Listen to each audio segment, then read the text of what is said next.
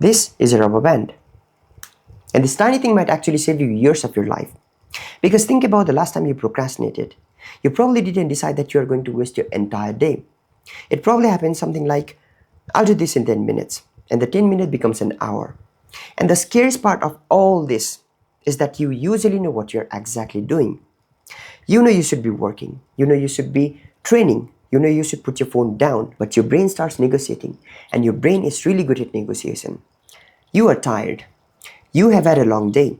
You deserve to take a rest. One more video doesn't matter. And every time you listen, there is something tiny happening in your brain that you can't see.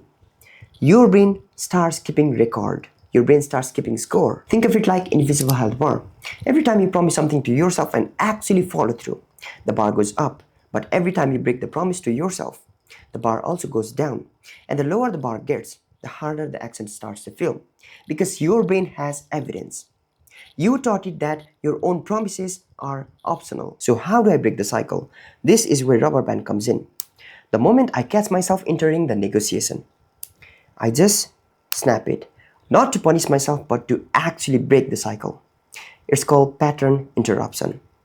This tiny sensation, this pulls me out of the autopilot for a second. And that second is enough to catch a thought before I obey my excuses. And every time you interrupt your excuses and actually take action, you're putting another point back into that health bar.